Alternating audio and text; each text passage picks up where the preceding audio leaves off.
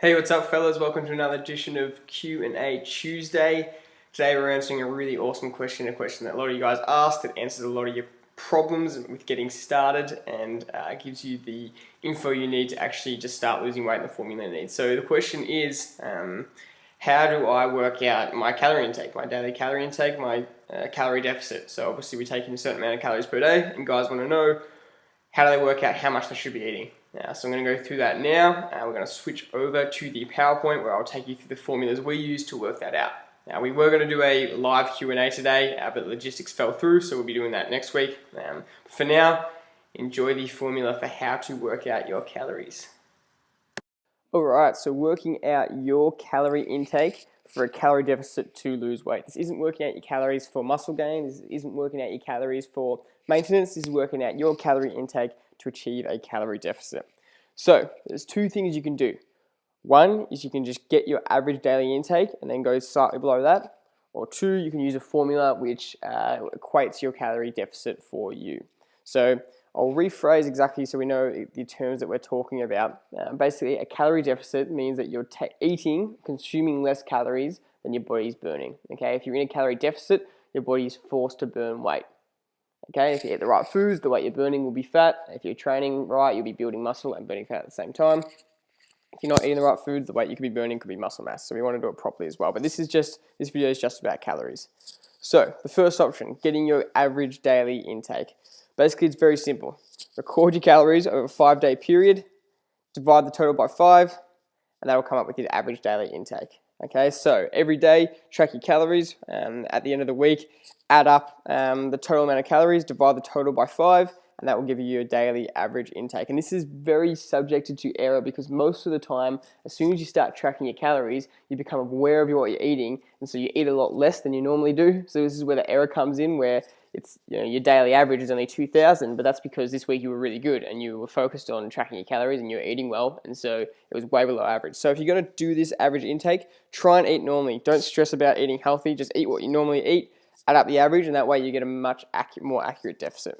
Okay, so an example of how to do this is, Joe Blow, day 1 he eats 2,600 calories, day 2 he eats 3,200, day 3 he eats 1,950, day 4 2,500, day 3 2,300. Okay, so we add all these numbers up, it adds up to probably something like 13,000, divide that by 5, and his daily average is 2,510 calories a day. So that's how many calories he takes on average. That's his maintenance. So if he eats that amount per day, he won't gain weight and he won't lose weight. If he eats more than that, he'll put on weight. If he eats less than that, he'll lose weight. So what you guys will find is when you're actually, during the week, if you're weighing yourself, some days you're lighter, some days you're heavier. It's because you're doing what Joe Blow's doing here, where some days you're not eating as many calories, other days you're eating more calories. Hence you're fluctuating between a kilo or two throughout the entire week. But at the end of the week, it all evens out.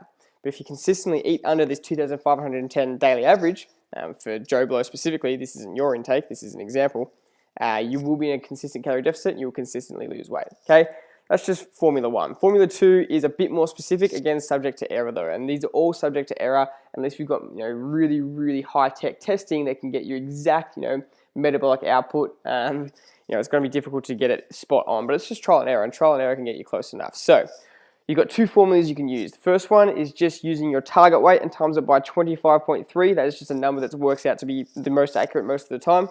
Or get your target weight times by 2.2, and then you multiply it by 9 to 11, depending on how active you are. So if you're not very active, if you've got a sedentary lifestyle, you're in an office all day, you don't really train that much, you go for the 9 option.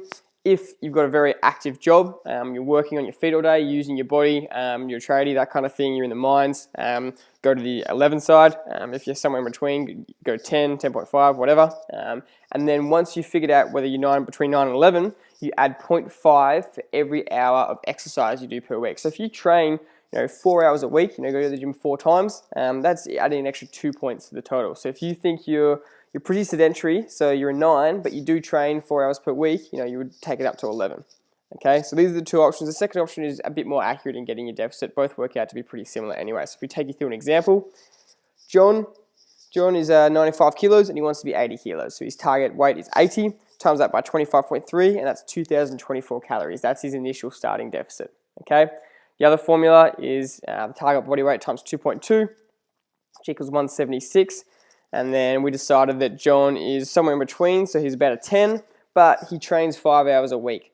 He plays footy and some other sports, so you add 2.5 onto that, so that would be 176 times 12.5, which gets him 2,112 calories. So you can see you've just got two options here to compare, both pretty similar. They're less than 100 calories difference, which is good.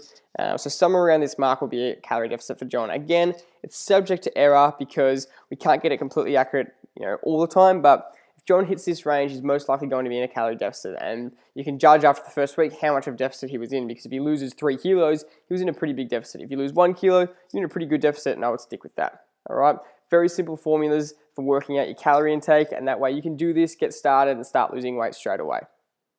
And that's how to work out your calorie intake. So use those formulas, work them out, establish a calorie deficit for yourself, and then let us know how you go with it. That's basically the only question we'll answer today, because I'll answer that in depth, so it's a bit of a longer video. But there was actually one other question I did want to answer specifically this week, and all the others that you've sent through, I'll answer them in rapid style next week. But the one question someone asked, which I thought was really important to address, was what's more important, proteins or carbs? So what should I focus on getting more of, protein or carbs? Now, this is a really interesting question, and the blanket rule is that no macronutrient is better than the other. They all serve you a good purpose, and you should be having them all to the degree that you need them. But our body can survive without carbohydrates. You'd be pretty miserable.